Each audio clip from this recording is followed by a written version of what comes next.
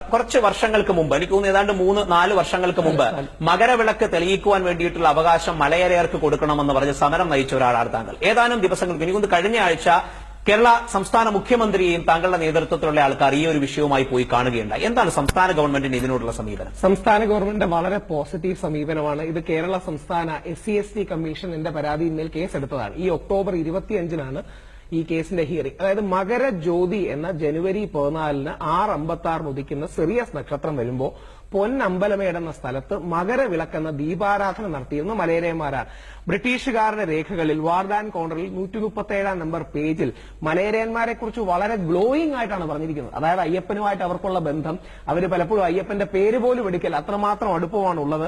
അവിടെ നായർ, മലയരയർ ഈ രണ്ട് സമുദായങ്ങളെയാണ് കണ്ടിരുന്നത്. അപ്പൊ മലയരയർക്ക് എനിക്ക് തോന്നുന്നു ഒരുപക്ഷെ ഒരു 70 വർഷത്തിന് ശേഷം ഞാൻ ഗംഗാരൻ സാറ്, ശ്രീ PK സജീവ്, ശ്രീ ശ്രീനിവാസനൊക്കെ ഒരുപാട് പേര് അതിൽ ഇതാണ്. അപ്പോൾ മുഖ്യമന്ത്രി അടക്കം നിയമസഭയിൽ റേസ് ചെയ്തു. വലിയൊരു പോസിറ്റീവ് കാര്യമാണ്. നിയമസഭയിൽ റേസ് ചെയ്തു. കടകംപള്ളി സാർ വളരെ സപ്പോർട്ടീവായിരുന്നു. ശ്രീ പിണറായി വിജയൻ വളരെ സപ്പോർട്ടീവായിരുന്നു. Shri PC George, Shri O Rajagopal ഒക്കെ വളരെ, രാജു എബ്രഹാം ഒക്കെ പിന്തുണ പ്രഖ്യാപിച്ചു. അപ്പോൾ ഒരു 70 വർഷത്തിന് ശേഷം മകരവിളക്കിന്റെ അവകാശം ഇത്തവണ മലയരയർക്ക് കിട്ടും. ആ കിട്ടുന്നതിനുള്ള ചരിത്രപരമായ ഒരു പോരാട്ടം ഈ വർഷം ഉണ്ടാകും. ഇത് ഞങ്ങളുടെ എല്ലാം വിശ്വാസം. പന്തളം, തിരുവിതാംകൂർ, അവിടുത്തെ അമ്പലപ്പുഴ, ആലങ്ങാട് സംഘങ്ങൾ, മലയരയന്മാരടക്കമുള്ളവരിലേക്ക് കൂടുതൽ ഉത്തരവാദിത്വവും അവകാശങ്ങളും എത്തിച്ചേരുന്നതിന് ഒരു ആദ്യ പടിയായിരിക്കും എന്നുള്ളതാണ് ഞങ്ങളുടെ വിശ്വാസം. ദേവസ്വം ബോർഡ് എന്ന അഡ്മിനിസ്ട്രേറ്റീവ് ബോഡിക്ക് എന്തിനീ കടുപ്പിടില്ല? ഇത് ചരിത്രത്തിൽ നമ്മുടെ ഒരു തെറ്റുണ്ട്. ഇത് ഇവര് പുറത്താക്കിയപ്പോൾ ഞങ്ങൾക്കെല്ലാം പറ്റിയൊരു തെറ്റാണ്. അതായത് തുറന്നു പറയുന്നതിന് മടിയില്ല.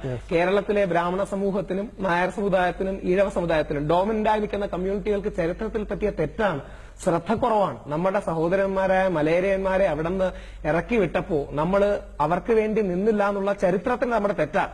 ഇപ്പോ ഒരു അവസാന സ്റ്റേജിലേക്ക് എത്തിയിരിക്കുകയാണ്. പ്രയാഗ് ഗോപാൽ സാറൊക്കെ അതിനോട് ഒരു പകുതി യെസ് പറയുന്ന മനോഭാവമാണ്. ഇനി എങ്ങനെയാണ് ആ കേസ് വരുന്നതെന്ന് അറിയില്ല. പക്ഷേ ഇത് ദേവസ്വം ബോർഡും ഒരു ഏകശിലാരൂപമല്ല. വെളിയിൽ നിന്ന് കാണുമെങ്കിലും ദേവസ്വത്തില് അവരുടേതായ ഓഫീസിന്റെ ഒരു എസ്റ്റാബ്ലിഷ്മെന്റ് ഉണ്ട്, ഓഫീസർമാരുണ്ട്, അവർക്ക് താല്പര്യങ്ങളുണ്ട്.